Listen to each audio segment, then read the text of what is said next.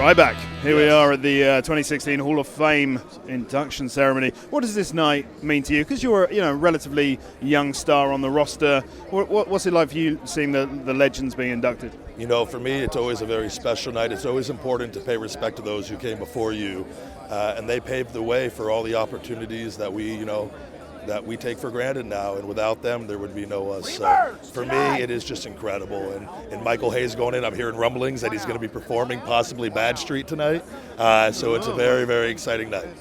And who are you most looking forward to seeing inducted? Michael Hayes by far, but also I'm very proud from Las Vegas' own The Godfather, who I remember when I was a kid, I used to work out at a gym called 24 Hour Fitness, and I used to see him in there occasionally, and I would load up the bench press with all the weight, and this guy's looking at me, I'm going to be the next big thing in the WWE, and so for me it's cool to be able to sit here and watch him go into the Hall of Fame. And so were you a legit WWE fan as a kid? Do you grow up with it? Absolutely. I came in about 5-6 years old. My first memory was Andre the Giant and Hulk Hogan in Las Vegas at a live event. Okay. And then when I was about 10, 11, 12 is when I absolutely just fell in love with it, and that's when I knew I wanted to be a WWE superstar.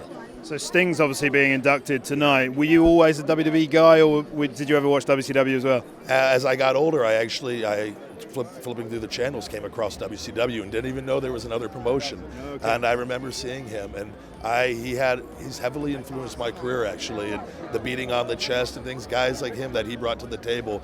I loved his charisma, and he would gorilla press guys with ease. If you ever remember watching multiple times a match, and that's stuff you don't really see that often anymore. So he was the big guy before there was the big guy, if you ask me. He was really powerful, but he was also really high flying. Yeah. You're now incorporating quite a few flying moves into your arsenal. I feel that our fans have evolved now, and they expect more from the WWE performers. And granted, you have your lightweights and your luchadors that can do all the high-flying things, but my take on it is if I could bring my power game out there and do the high-flying stuff, that makes me just that much better. So. And what's next for Ryback? You seem like you're on a bit of a roll at the moment. You know, this is all about momentum. Life is all about momentum, and here in the WWE, it's no different. So you sometimes see a little start and go with a lot of us here. And for me, winning the United States Championship is the first step in getting some serious momentum and carrying that over to winning the WWE World Heavyweight Championship. That's the goal for all of us here. And so, I mean, you're going to beat Kalisto, surely. That's an easy victory for you, right? Absolutely. You look at the big guy versus the little guy, and I've said from the beginning, a great little guy cannot beat a great big guy.